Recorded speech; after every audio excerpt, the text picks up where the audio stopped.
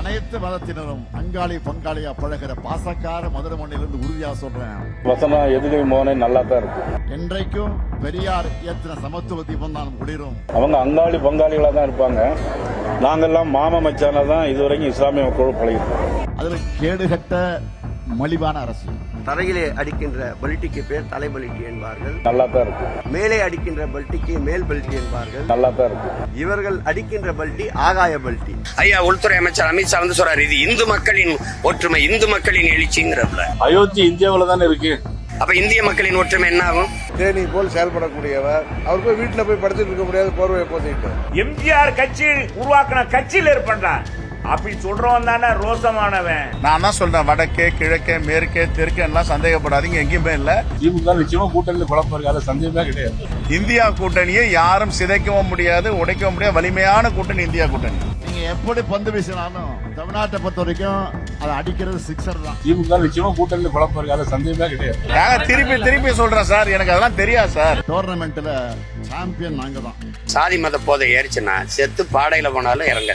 செங்கோட்டையனுக்காக தனியாக ஓட்டு போட்டாங்க, ரெட்டலை சின்னத்தை பார்த்து மக்கள் ஓட்டு போட்டாங்க. எங்களின் சாதனை பயணம் திராவிட மாடல் 2.0 உங்கள் ஆதரவோடு தொடரும்.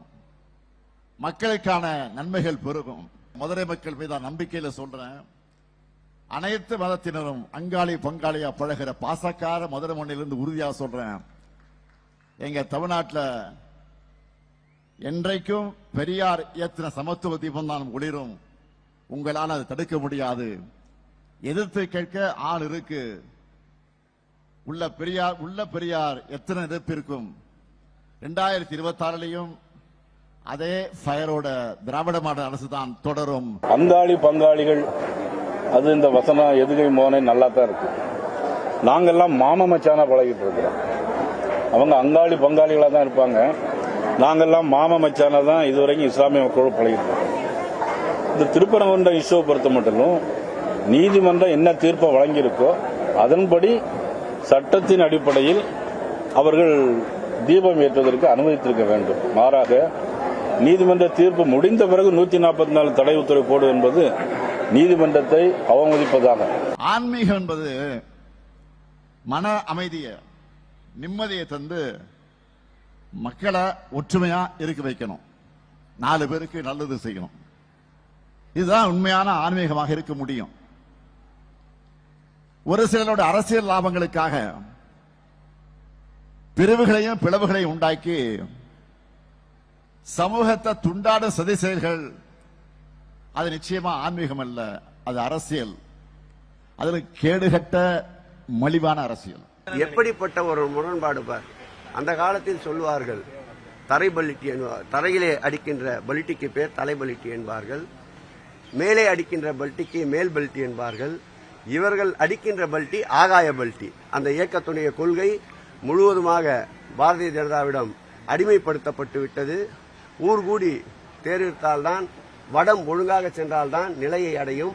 இன்றைக்கு அதிமுகவுடைய நிலை அப்படி அல்ல.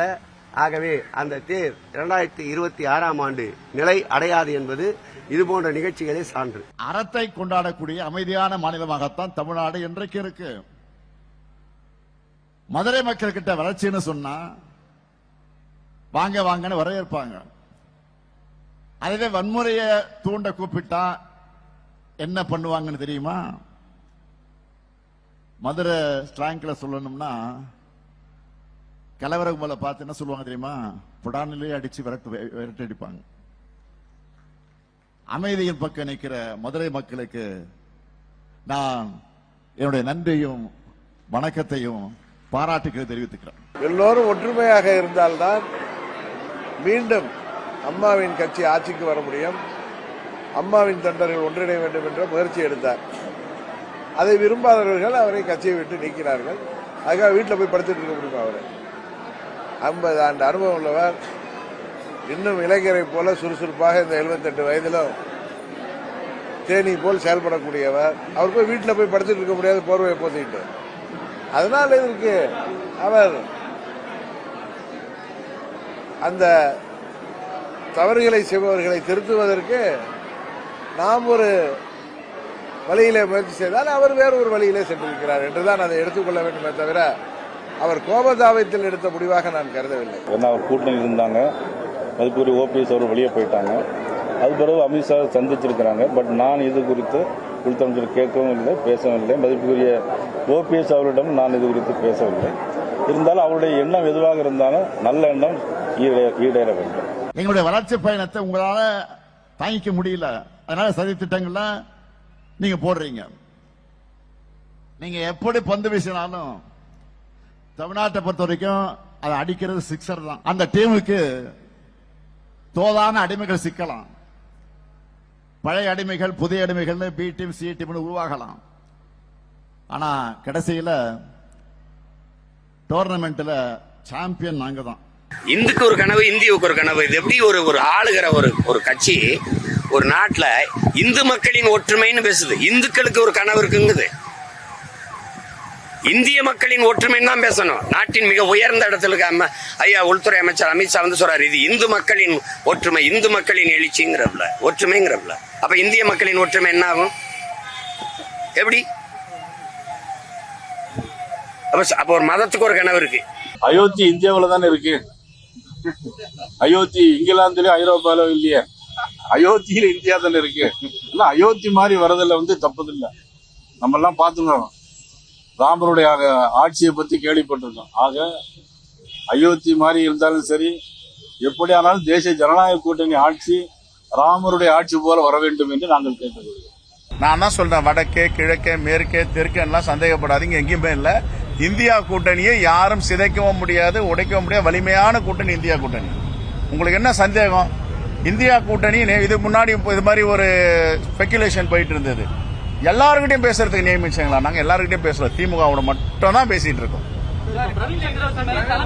திருப்பி திருப்பி சொல்றேன் சார், எனக்கு அதெல்லாம் தெரியாது சார். திமுக நிச்சயமா கூட்டணியில் குழப்பம் இருக்கு, அது சந்தேகமே கிடையாது. இல்லையே, நான் கேட்கிறேன், அவங்க காங்கிரஸுக்கு எத்தனை சீட்டு கொடுக்க போறாங்க? மந்திரி சபையில் இடம் கொடுக்க போறாங்களா? அல்லது நம்ம மதிப்புக்குரிய விசிகா, நம்ம மதிப்புக்குரிய திருமாவளவர்களுக்கு எத்தனை சீட்டு கொடுக்க போறாங்க? அதெல்லாம் பேச்சுவார்த்தை வரும்போது தெரியும். கூட்டணி இருக்கு, பாத்துக்கலாம். நான் கேட்கிறேன், மெட்ரோ ட்ரெயின் வராதுக்கு காரணம் முழுக்க முழுக்க தமிழக அரசுடைய அந்த டிபிஆர் தயார் பண்ண குறைதாங்க. அதுதான் அழகா அவங்க சொல்லியிருக்காங்க. எவ்வளவு எங்கெங்க ஸ்டேஷன் அமையும், இடம் எடுக்கிறதுக்கு எவ்வளவு நிதி, எப்படி ஒதுக்க போறீங்க, எந்த வழியாக போகிறது என்ன என்பதெல்லாம் கேட்டிருக்காங்க. இதை கேட்டு திருப்பண போய் இது எத்தனை எப்போதும் வழக்கமான ஒன்றுதான். முதல்ல செஞ்சிருக்கலாம். கடைசி நேரத்தில், தேர்தல் நேரத்தில் இதை ஏதாச்சும் ஒன்று சொல்லி பாரதிய ஜனதா அரசுக்கு நெருக்கடி கொடுக்கணும்னு செய்யறாங்க. இதை சொன்னா நாங்க அதிமுக பாரதிய ஜனதாவோட இதாகுது அப்படின்னு சொல்லக்கூடாது. என்ன பண்றது? அந்த உணர்வுல இருக்கிறவங்க செய்வாங்க. இது எப்பவுமே இது ஆபத்தான உணர்ச்சி. சாதி மத உணர்ச்சி எப்பவுமே ஆபத்தான உணர்ச்சி. அதை தான் திரும்ப திரும்ப நம்ம முன்னோர்கள் சொல்றாங்க.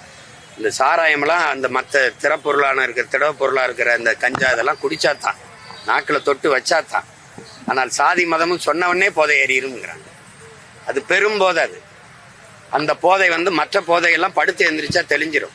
ஆனால் அந்த சாதி மத போதை ஏறிச்சுன்னா செத்து பாடையில போனாலும் இறங்காது. அதான் இங்க இருக்கிற சிக்கல். எம்ஜிஆர் உருவாக்கின கட்சியை விட்டுட்டு ரெட்டலை இங்க இருக்கு, இந்த கட்சி அலுவலகம் இங்க இருக்கு, அவர் உருவாக்கின கொடி இருக்கு. என்னங்க இவர எல்லாம் 9 தடவை சட்டமன்ற உறுப்பினராக இருக்காரு, பல தடவை அமைச்சராக இருக்காரு. அதை கொடுத்த யாரு? செங்கோட்டையனுக்காக தனியாக ஓட்டு போட்டாங்க. ரெட்டலை சின்னத்தை பார்த்து மக்கள் ஓட்டு போட்டாங்க. புரட்சி தலைவர் அம்மா, அதுக்கடுத்து எடப்பாடியார். இதே எடப்பாடியாரை பார்த்து ஆகா ஓகோன்னு தானே இவர் புகழ்ந்தார்ல, நம்ம செங்கோட்டையனே புகழ்ந்தார்ல. இன்னைக்கு ஏதோ ஒரு கோபதாபத்தில் அவர் போறான்னா போலாமா?